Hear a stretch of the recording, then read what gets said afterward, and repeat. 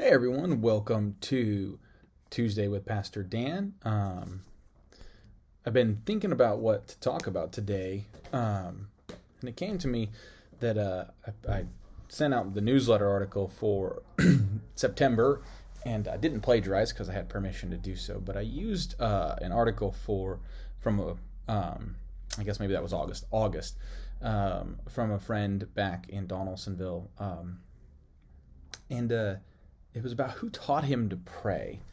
And I've been thinking a lot about that, about who taught me to pray. And one of them is actually that wonderful lady he mentions in there, Martha Nell Spooner, as close to it. I think he said as close to a saint as there is. But, in Luke, the disciples come to Jesus in Luke 11 and they say, teach us how to pray. Teach us how to do it. And that's where you get the Lord's Prayer, Our Father who art in heaven. And Jesus teaches us to pray that way, but there are influences in our lives that teach us to pray. Many, it's parents and grandparents and things like that. They saw their parents pray at the table, or grandparents, or family members at gatherings and things like that. For some, it's pastors and friends and mentors. And I can think of there are three people that very vividly, along with Miss Martha Nell, her prayers were just moving and authentic and honest. That in some ways in my formative times, which are still even now, but more so, three people. The first of which would be Reverend Bill. He was probably my first real pastor when I was in college and when I went to First Pres Hastings. Reverend Bill prayed in an honest, heartfelt, very beautiful way. Reverend Bill was a poet.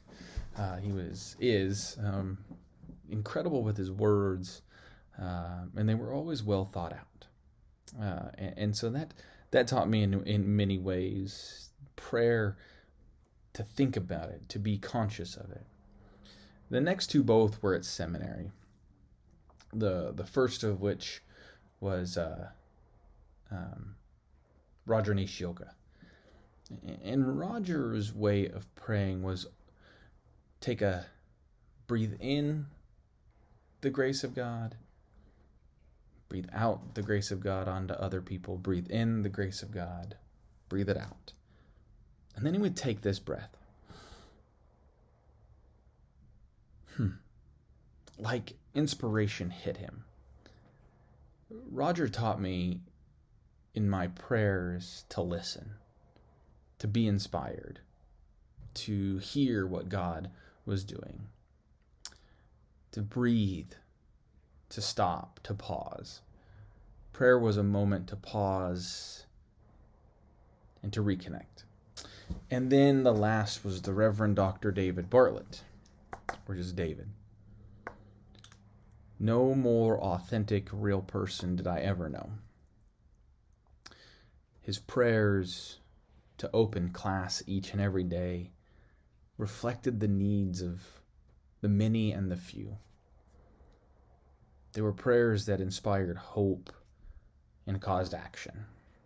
And he taught me that prayer was an honest conversation between God and us. Prayer also was that we genuinely believe God will do the things, and that prayer changes us. I hope you will take a moment to think about who taught you to pray. Who teaches us to pray aside from Jesus? And maybe as those around us are watching, who we may be teaching and what we may be teaching. May you all have a blessed week. Look forward to seeing you soon.